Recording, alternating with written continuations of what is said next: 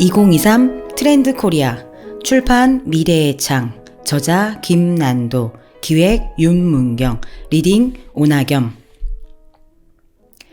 레빗점 더 높은 도약을 준비하는 검은 토끼의 해 부정적인 전망이 압도하는 2023년 소비 트렌드의 전망에서 가장 중요한 것은 무엇이 반복되고 무엇이 달라질 것인가를 구별하는 작업일 것입니다.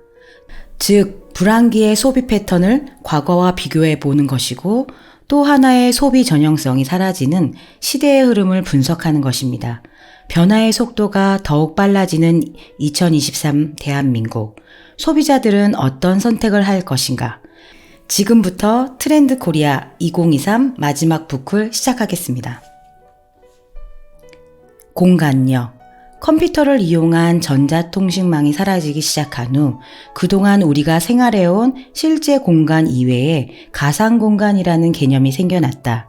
이 가상공간 속에서 소통하고 거래하는 등 실제 공간과 진배 없는 기능을 수행할 수 있게 되면서 공간의 개념은 가상공간을 의미하는 온라인과 현실 공간을 의미하는 오프라인의 두 영역으로 병립하게 된다.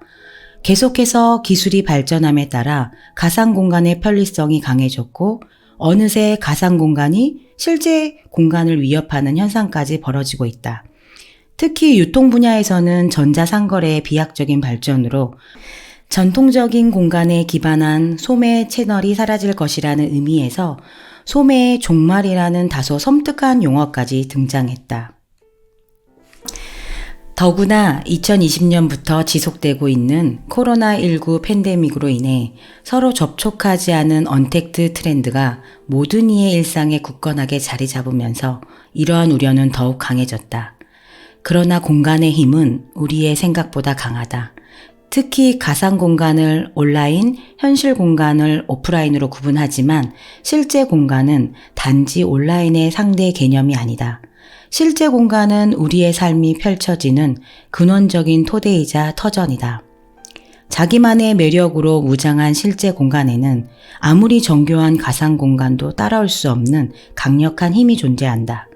이처럼 사람을 모으고 머물게 하는 공간의 힘을 공간력이라고 부르고자 한다. 공간력은 다음의 세 가지로 구분된다.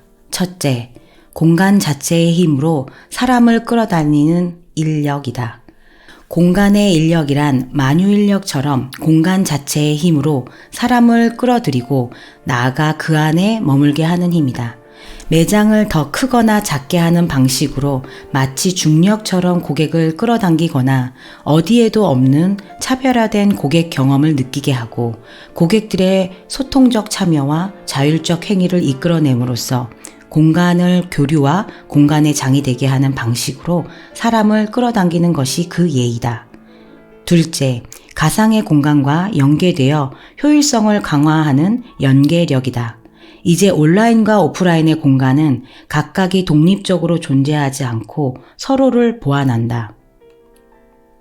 오프라인 공간의 장점은 그대로 살리면서 현실 공간에서 온라인의 가속 경험을 가능케 하는 방향으로 가야 하는 것이다. 각종 데이터와 인공지능 기술을 활용해 개인별 맞춤 서비스를 제공하고 매장 내 고객 행동을 분석하여 영업이나 마케팅에 활용하는 것이 그 예이다. 셋째, 메타버스와 융합을 통해 그 지평을 넓히는 확장력이다. 최근 들어 공간의 개념이 단순한 온-오프라인의 이분법을 넘어 현실 세계의 재반영인 제3의 공간, 메타버스로 확장되고 있다. 공간 경험을 메타버스로 확장하기 위한 가장 기본적인 방법은 메타버스의 가상현실 매장을 개설해 현실의 오프라인 매장을 간접적으로 경험하게 만드는 것이다. 나아가 이제 가상 공간은 단순히 물건을 파는 유통의 공간을 넘어 브랜드의 정체성을 표현하고 고객의 입소문을 유도하는 매체의 역할도 수행한다. 공간력은 하나의 테마와 컨셉을 통해 공간 이미지를 창출함으로써 고객의 환상을 현실 공간에 구현하는 데에서 나온다. 공간의 죽음이 운위되는 가상의 시대.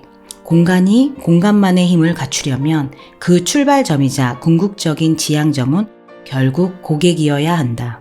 네버랜드 신드롬. 최근 한국 사회에서는 나이보다 어리게 사는 것이 하나의 미덕이 되고 있다. 영원히 아이의 모습으로 사는 피터팬이 사는 곳인 네버랜드에서 착안하여 우리 사회에 나이 들기를 거부하는 피터팬들이 많아지는 트렌드를 네버랜드 신드롬이라고 부르고자 한다. 나이 들기를 거부하는 사람들이 사는 곳. 네버랜드의 징후는 세 가지로 나누어 볼 수 있다. 첫째는 어린 시절로 돌아가고 싶어하는 돌아감이고, 둘째는 지금 상태에서 더 나이 들지 않으려 하는 머무름이며, 셋째는 아이들처럼 재미있게 놀고 싶어하는 놀이이다. 이러한 네버랜드 신드롬, 트렌드의 확산을 어떻게 바라봐야 할까? 미래가 불안정하고 힘든 상황에서 어린 시절에 대한 향수에 젖으며 위안을 얻는 심리에서 등장한 현상이라고 해석할 수도 있지만, 가장 근본적인 원인은 인간의 수명이 길어지면서 동반하게 된 생애 주기의 구조적 변화에 있다.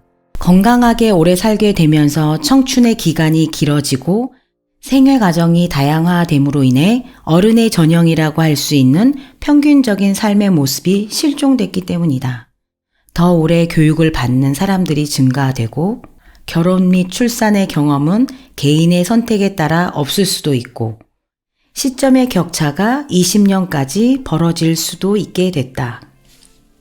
경제활동 역시 안정적이지도 연속적이지도 않다. 급변하는 사회 환경과 긴 청년기 속에서 직장을 그만두고 다시 배움의 단계로 돌아가 새로운 커리어를 시작하는 경우가 적지 않기 때문이다. 이렇다 보니 취업, 부모됨, 자기 마련, 은퇴 등 이 나이쯤엔 무엇을 하고 있어야 한다는 식의 사회적 나이 개념이 흐려지고 있다. 한편 네버랜드 신드롬은 사회 전체가 유아화되는 부작용에 대한 우려도 낳는다. 자기 중심적인 주장만 강요한다든지 생명이 없는 캐릭터에 집착한다든지 문제 발생의 원인을 자신이 아니라 타인이나 정부의 탓으로 돌린다든지 자기 취향에 지나치게 몰두하는 등의 행동은 아동기적 특성과 관련이 있다.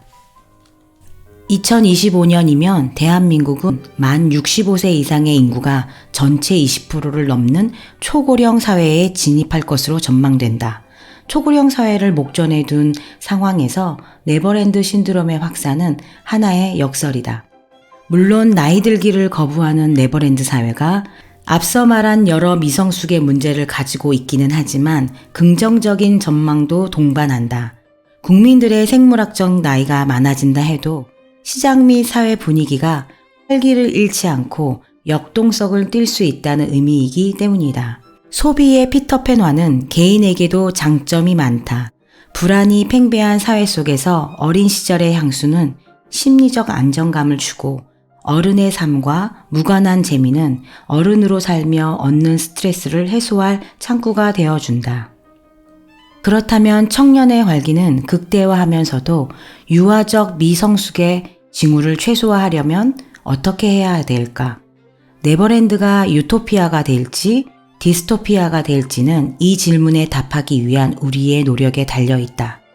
유아적이고 무책임한 자기중심주의가 아닌 청년의 신선함과 발랄함을 가슴에 품을 수 있을 때 우리 개개인은 물론 사회 전체에 진정한 성숙이 가능할 것이다. 2주 뒤에는 브레인 리프트 한혜숙 블루님의 리딩으로 함께하겠습니다. 지금까지 신하부클이었습니다. 감사합니다.